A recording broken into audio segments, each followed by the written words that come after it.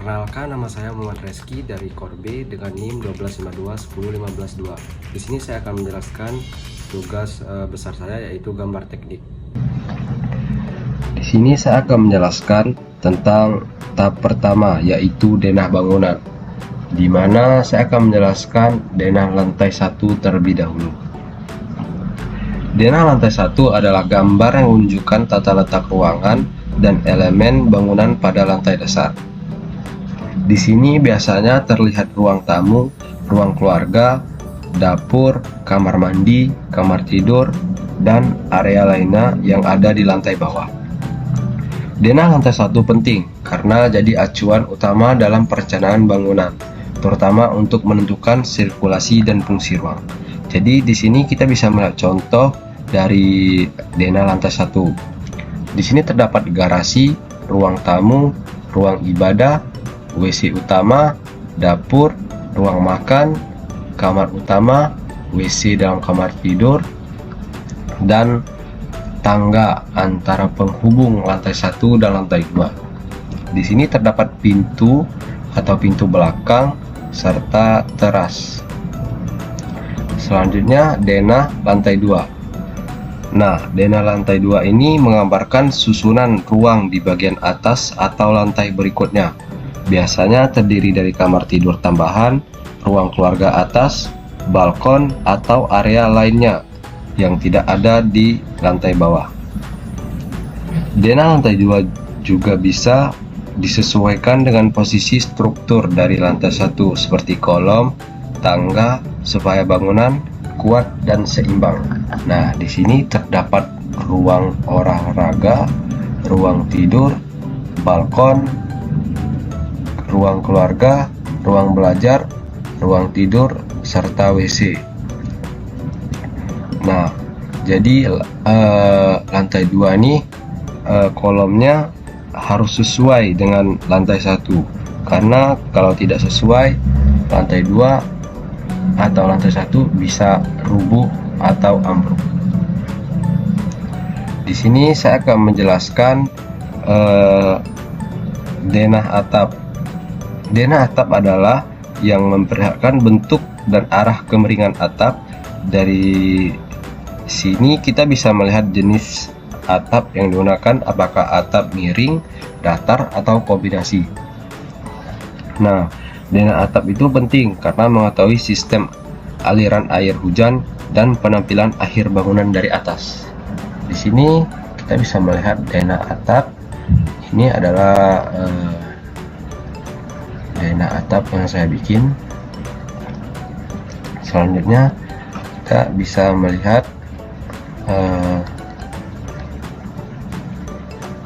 sitop plan. Sitop plan ini adalah perencanaan tampak. Bagian ini menunjukkan posisi bangunan di dalam lahan, termasuk jalan masuk, taman, pagar, saluran air, dan area parkir.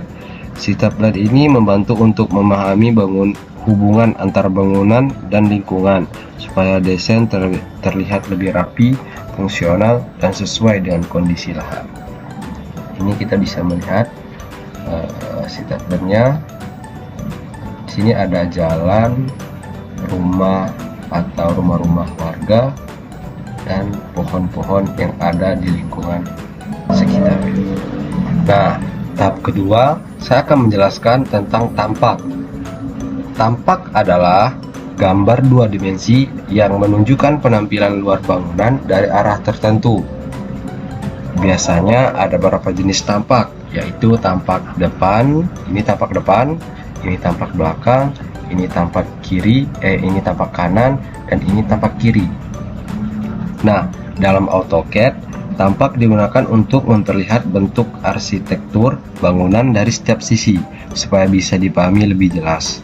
Kita bisa membuat tampak dengan cara memproyeksikan gambar denah ke arah virtual, lalu menggambarkan detail jendela, pintu, atap, dan elemen lainnya. Nah, di sini kita bisa melihat ada gambar elemen jendela, mobil, pintu.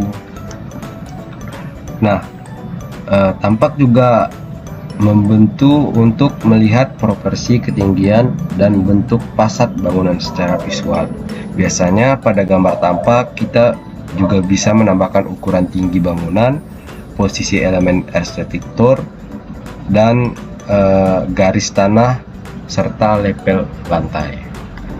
Di sini saya belum membuat atau belum menambahkan ukuran tinggi bangunan.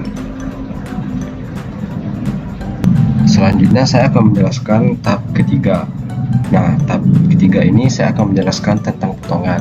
Sebelumnya saya belum bisa menunjukkan contoh dari potongan karena saya belum mengerjakan potongan. Nah, potongan terdapat potongan AA dan potongan BB.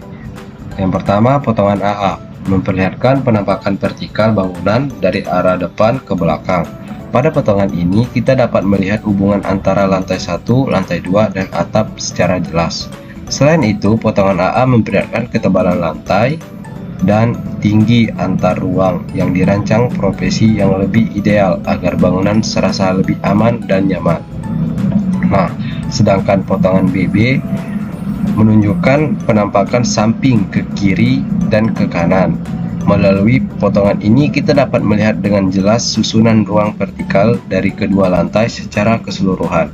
Potongan BB ini menjelaskan dengan detail mengenai fungsi ruang, struktur bangunan, dan ketinggian antara elemen, menegaskan bahwa rancangan bangunan tersebut memiliki proporsi keseimbangan yang harmonis antara bagian atas dan bagian bawah. Nah, selanjutnya saya akan menjelaskan tahap keempat. Tahap keempat ini menjelaskan tentang dena itu menunjukkan tata letak ruang dan sirkulasi dalam ruangan pada dena lantai 1 dan lantai 2. Kita dapat melihat bagaimana setiap ruangan diatur agar memiliki fungsi yang saling berhubungan secara efisien. Kemudian terdapat tangga yang berfungsi sebagai penghubung antara lantai 1 dan lantai 2. Kemudian terdapat juga detail flat yang menjelaskan bahwa kekuatan struktur horizontal yang menampung aktivitas atasnya.